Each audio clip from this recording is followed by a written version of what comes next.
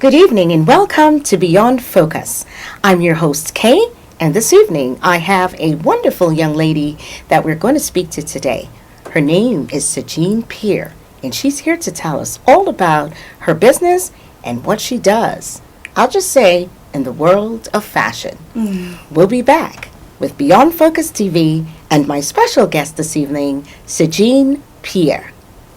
We'll be right back. Beyond Focus TV allows you to discuss contemporary topics affecting the Caribbean people on both a national and local level.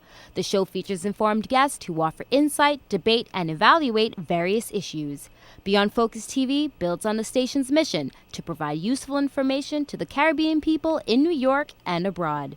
Beyond Focus TV, where our viewing audience can get educated, informed, and empowered. Good evening and welcome to Beyond Focus TV.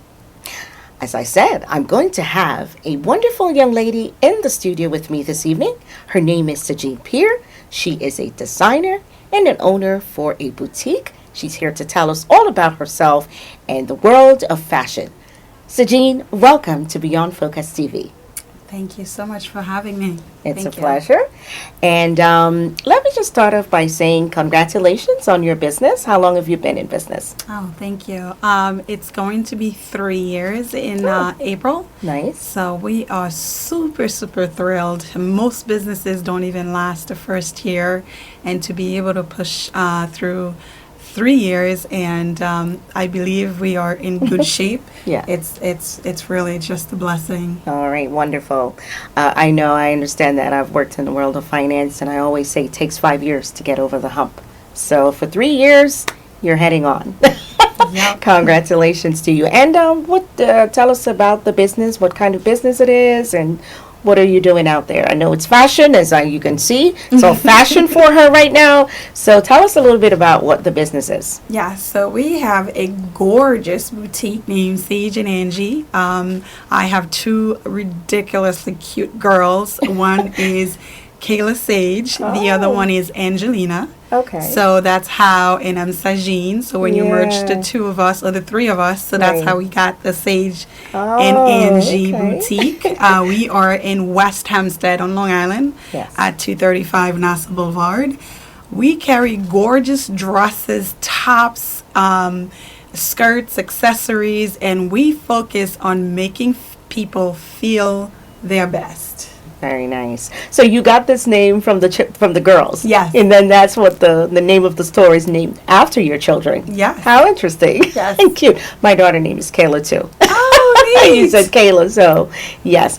And so go ahead and just tell us a little bit about yourself, your background, and everything about you, about Sagine. Tell us a little about you first and how you got started. Yes. So I was born and raised in Haiti, Okay. in the third city, Okay. My parents are both entrepreneurs, so I guess that's where it all started. Although my mom is a nurse, my dad is a lawyer, now a judge, but they've had several businesses over the years, and I used to go and work for them at an early age. Right.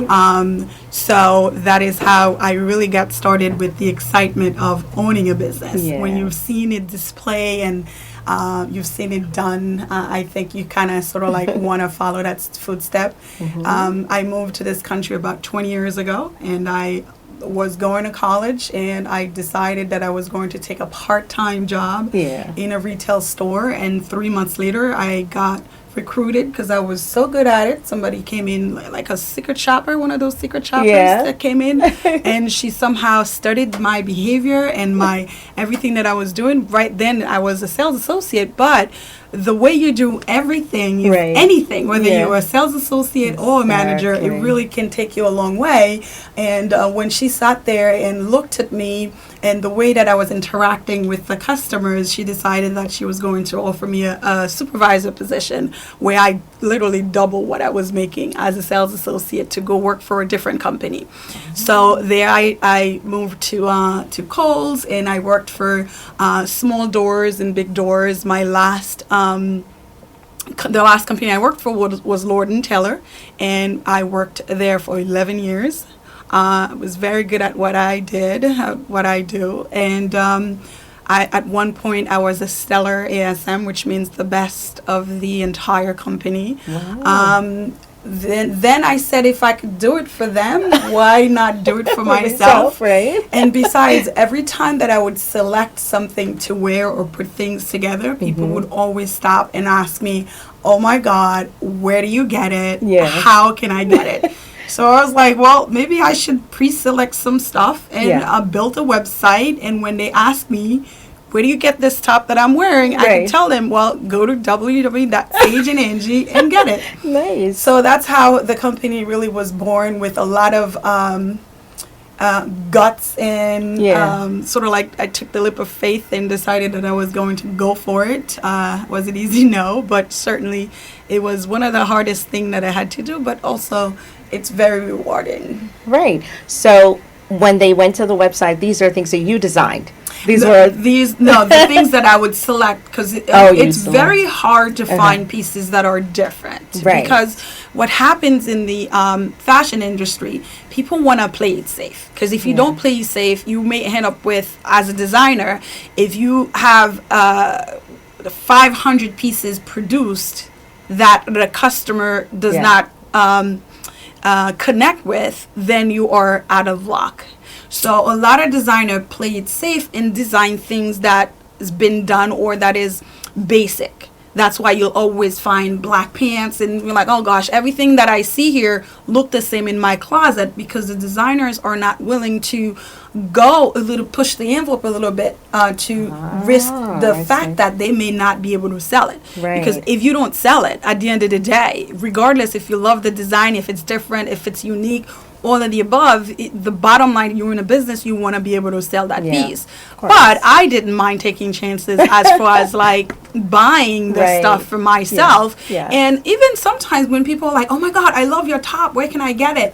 And then, or I say, oh, you know what? Well, by the way, I love this top. It is in store. It's in store. Okay. Then I would say, is this in your store? Yes. Oh, all right. At Sage Angie, yes. Okay. I mostly wear things that I have in store. Yes. But then I would say, okay, you know, you could come and try it on. Oh my God, it's a little too much for me. And I'm like, oh, well, I thought you love it. Exactly. They do, but sometimes people want to play it safe. Right. But for me, especially in a boutique business, you need to be able to get things that are different. Or else why go to a boutique? Exactly. You know, it has to be special regardless. Even if it's a plain pair of pants, it needs to have something that's like, this is different. Yes. So I love choosing pieces for the store that is like pushing the envelope a little bit. Was this something in you at a young age where the little fashion sense was like, I believe so. My mom, I think I would say I get it from my mom. My mom is always like, she's a trendsetter. A diva? Yes, she is. Okay. So I would say from early on, she's always been somebody that would like dress up to the yard every day. Right. Even when she's gone to the supermarket type of thing. So there was no way for you getting away from it. It was just in you. You couldn't escape. Nope. Oh, wow. I couldn't. You couldn't. That's, I understand. So tell me a little bit about when you were at Lord & Taylor, and as you said, you were like one of those, I was an area sales manager, so I managed different areas throughout the store. The only department I didn't have was cosmetics, so I've had every areas they had. Sometimes I had 5 different areas at one point at the same time, but it was definitely, I've learned so much from that retail world. So what I'm going to do, I'm going to hold you on that, because we're going to come back and hear some more about the things that you did and what propelled you right now to be Sage and Angie. We're going to be back Beyond Focus TV with Sagine and her designs. Right now she's got on a top that I'm going to definitely get because I need it. Beautiful. We'll be right back.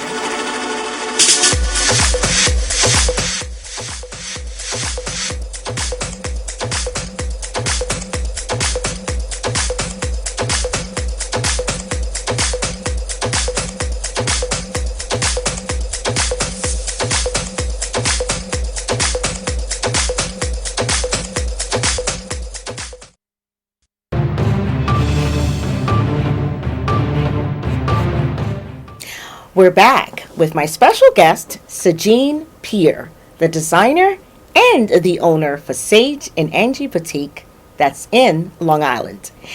We left off by her telling me a little bit about Lord & Taylor and what propelled her right now to be where she's at. So she's going to continue the conversation and tell us some more about that. Yeah, so I think working in different areas, and I've worked for smaller doors, specialty stores, such as like aerosols, where it's just one brand, and working for big doors really helped me understand the fashion industry, from merchandising to interacting with the customer, and what it means to literally run a business, because you've had your areas, they were your business, to know your numbers and all of that good stuff. So that's So that's what really kind of made you know where you wanted to be and to be able to understand the business. yes. I mean, you have a lot of experience. There's so many stores that you worked at, and as you said, people would say to you, where did you get that? How did you do that? So why not have your own? And Yes. this is why you started your own. All right, so tell me a little bit about, say, have you designed anything for any, like, celebrities or any names you could call that we can look out and say, yeah, and I do.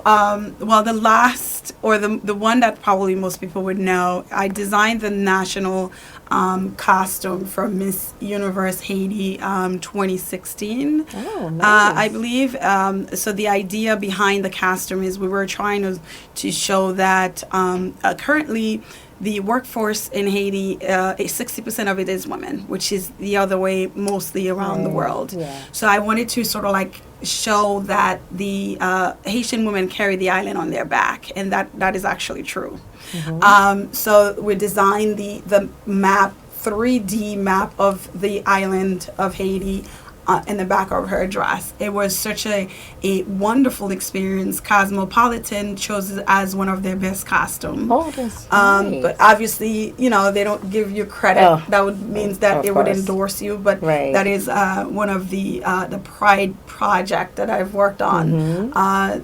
Besides other projects that. And this was the national costume. This is their national costume. Very nice. For Miss Haiti. For Miss Okay. Universe, it was on, I don't know, CBS maybe? Well, yeah, the Miss Universe is Is a it? national competition, so Yeah. it would be, everybody would be watching. and- Everybody watched, And, and- as a matter of fact, we need to go and see if we can maybe Google Yep. 2016 Miss Universe. Haiti. Take a look at Miss Haiti national costume. And the designer is sitting right next to me right now. So I want you all to make sure you go and check it out. All right? That is so interesting. It really is. And anybody else took notice of it? Maybe you got some phone calls about it, or people I recognizing? did. Lots of people. It created a lot of buzz. That's how I got. I was on a different TV show, and a lot of people want me to work on their project and different things right now. Although I do have a collection that will be out soon, but I am focusing on running the store, because it's a business. Being a designer, designing or sewing things for people is a business in its own, and having to run that business full time. The store itself is another business in its own, and I don't want to have. I wanted to sort of like started the Sage Angie boutique and get it to like 3-5 years where it can run by itself, and like definitely, because it's still it's sort still of like young. it's still in young. its infancy stage. Right. So I wanted to focus and give it my 100% and tweak things and see how that's going to work before I go ahead and say, let me go ahead and do that. So that's been my focus. Is going to be my focus for the next 6 months until I maybe decide to do what I have to do. So any plans of, say, your designs on the runway? Can we look out for? Yes, we are working on, like I said, we're working on a collection for 2021 that will be, out obviously before then, but it's going to be very like resort wear, very, I don't want to say bougie, but very... It's okay. what's the right word? It's going to be very sleek, very chic, very classy, but with a hint of sexy to it. Lots of texture in the fabrics and things like that. Right. It's going to be an amazing collection. So it's more into the formal, semi-formal side. It's not anything too casual. No, it wouldn't be a jeans type of t-shirt kind of thing. Yeah. It'll be more like a resort wear, like something, wear. a piece you want to take on vacation with you Yes. for the gram. Right, of course, definitely. Yes. And now you're two girls. Yes. Want to go back to them? What about maybe getting a little bit of inspiration for some kids look? How about that? So the little one is also, well, the older one is also a designer. Oh, she can't get away. Yeah, she actually, I have nothing to do with that. Matter of fact, she designed a collection that was, she took notice. Yeah. And it was such a beautiful thing for me to help her with Right. But as far as, like, for me, it's always about, you want to try to perfection one thing at a time before you can launch it, because all of these different businesses and designs are its own separate thing. So right now, ladies wear is what I know best. That's what I'll stick to. Will I do things for my kids to wear? Of course, but as far as like kids collection, like I would probably stay away from that. Just make sure they're fashion, but or you don't men's collection, forget it. Okay, I was going to say that. So it's totally women. Yeah, no male. Oh, okay. It's totally ladies. We are easier than believe it or not. And we are, we have a bigger market. We shop every weekend. Ladies are easier. I mean, you could throw on a $10 top and make it look like $150 or Absolutely. $200. Men can't do that. And men can't do that. You know, I raised two girls myself, so I always get away with the fact that, okay, you're just going to look cute because you're a girl. Yes. So, the guys, it's so much harder for them to find that designer look to wear. So I can understand. Any challenges? Like, I know it's tough when it comes to... yes. My favorite topic. But anyway... at any given time, as an entrepreneur for a small business, for me, at least I can speak about it. I'm wearing so many different hats, from being a photographer, a model, a bookkeeper, a sales associate, a marketing person, to literally a buyer. Everything in between you've got to do, because when you're a small business, you may not be or cannot afford. I'm going to hold you on that. I'm going to come right back. And she left off with a very important thing that she just said. She wears so many hats. So not just that Sagine is a designer and an owner for boutique. Let's hear some of the hats that she wears. All right, we'll be right back. Beyond Focus TV. My guest, Sagine Pierre. We'll be back.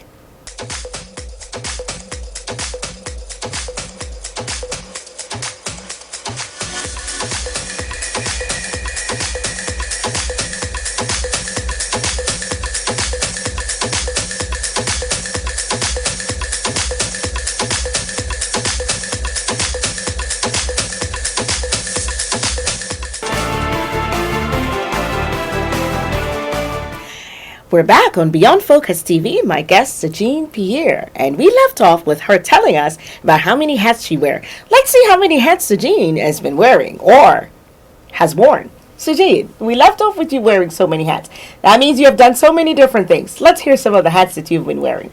A buyer, a sales associate, a painter, a cashier, the manager, and some days if it's snow, I have to clean, shovel, all kinds of different things. And an event planner, all of these great things that comes with a content creator, all of that I have to do. Oh, that's a lot of hats. Yes. And you know what? As women, we do wear a lot of hats. Even if we don't want to put them on or we don't want to say we wear them, it just happens that we wear them because we're women and we have to just do what we have to do.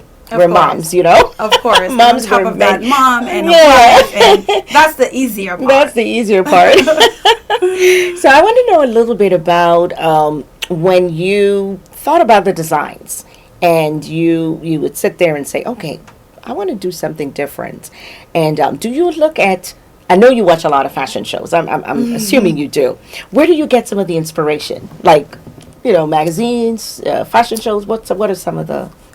Different places, honestly, from anything from seeing something that is could have been perfect but totally is wrong, and I said, oh, I wish they did that to that, or it could be just a color scheme, or anything in between. It's almost like it comes to you, and it doesn't have to be something specific. It just comes to you because it's a natural knack for fashion, so it comes to you. I watch a lot of the fashion shows. The last time I had an interview, I spoke with a young lady. She is a Jamaican designer, and this event was for cancer research. And when I was there, I was watching some of the designs. And I'm going to be honest with you, I'm a critique when it comes to fashion. I look at some of the designs and I'm like, okay, who's going to wear that in real life? How do you? It's meant for that. Yeah. It's meant for you to show. It's meant to show creativity, and some people are going to wear it. And there's a lot of pieces that come straight from the runway, but it's not by your everyday woman or everyday person that's wearing it. But that's different than ready to wear. Some people do design ready to wear things. When you're seeing, it's probably a lot of couture, and the couture are not meant to. They, obviously, store. It's the creative mind that. When they're walking down with, I'm going to say, some crazy looking clothes, it's just a creative mind. But there were some very interesting pieces on there. And for me, I like to see people play with color. How do you feel about, some of your stuff? Are you, particular with colors, or, you're wearing white. So, is that, one of your special colors, or, No. I think I love, it depends on because I mostly do now personal. Oh, okay. So it depends on what the person is thinking, or what is the goal for the event, or for that outfit, because people want different things. If I ask you, so what is your goal? Do you want to stand out, or do you want to just be low key? So if you're trying to stand out, obviously it's going to look different. Even the color choice would be different than somebody that's trying to be mellow. Oh, so all of that goes into consideration. Right. Now, as you mentioned, you're from Haiti, so it's an island. Do you have more of island people that, are drawn to you and your design, or you're open to everyone? Yeah, that's because I've worked for different companies that are based here. When I opened up the store, my customers in mind was anybody who loved fashion, and I wanted to create a business at a standard that anybody could feel like they are in a mini Neiman Marcus kind of thing. Oh, so as a result, different groups. Not to say anything wrong with any group of people, but currently 87% of my customers are modest Hasidic women, which is where did that come from, right? Right. But we are in West Hempstead. It's a very diverse neighborhood, and I wanted to make sure that I have a store that anyone, regardless of your background, race, or religion, can come together and feel special and find something to wear. Right. So that is how I started having a modest line, which is they have to cover their elbow, neck bone, and longer pieces. So when I started to carry that, they responded very, very well to it. Oh. And obviously, as a buyer, you're going to buy more of what you sell. Of course. And the modest line is our number one seller. Yes. So I carry a lot of that modest wear, which means, dresses, skirts, and tops that are covered. Right. But nevertheless, for February, we had for Black History Month, we had an Afrocentric event, and that's one of the things that we do in our store. Is that every single month we have an event that is almost always in the newspaper. Because the last event we did was with Yendi Smith from Love and Hip Hop. She appeared. She came to our store. Nice. And we had some vibrant Afrocentric pieces in our store. So that went really well. It was Black History Month. A lot of people needed those kind of outfits to represent and whatnot. But in March 15th, is going to be a mostly modest event where the entire store or 90% of the store will be modest because we are preparing for the high Jewish holidays. Oh. And we are celebrating in April our 3rd year, so that's going to be a little bit more like bold, like pieces that I like. Yes. Or I wouldn't say I like, but pieces that I would wear. Yes. Because obviously not everything in the store is necessarily for me. Yes. I think of the customer first. Of course. And then in June, we are going to have a Caribbean event where we'll get designers and maybe pieces from different islands, and maybe have a celebrity from one of the islands to come and pop in and do an event with. Yes. So I focus in a lot of event. We do fundraising. So whether you are a mom looking to just do a girls' night out at the store, or if you're very family oriented, you want to do a breakfast with Santa, or you just love to read, we do all kinds of events to try to connect with the customer in a way that is not being done, because right now with the Amazon of the world, we are losing that human connection. We are, and I'm going to hold you on that because that's a very important thing. Yes. Sagine, it was such a pleasure for me to sit here with you tonight and to hear all about the wonderful things. I want you to tell everyone where they can find you. A pleasure. We are located at 235 Nassau Boulevard in West Hempstead. Our number is 516-594-45. We are on Instagram, Facebook, and Pinterest at Sage Angie. Very nice. And what about, you said Facebook, right? Yes. Oh, okay. And your customers can reach you directly as well as, of course, go by the store, but they can also call. You can go on the website at website. www.sageandangie.com. All right, wonderful. So there you go, guys. It is Beyond Focus TV. My guest tonight was Sagine Pierre of Sage Angie, the beautiful designer right here, as you can see, Miss Fashionista. And you guys got to go and check her out. Beyond Focus TV is on every Tuesday night and Thursday at 9:30 p.m. on all of the, cable networks. We'll be back with you again next time with some very interesting guests on the next episode of Beyond Focus TV. Thank you for watching. Beyond Focus TV show wants and needs your feedback. Did we blunder? Please let us know so we can improve. Was the show helpful to you? Drop us a note so we can share the success with our staff members. Is there something you think we could do better? We welcome new ideas and new approaches to old ideas. Do you have a great suggestion? Let us know and we'll work on it. If you would like to share your comments anonymously, please send us an email at info@beyondfocusmedia.com. If you want to get in touch with the executive producer directly, send him an email at gene@beyondfocusmedia.com.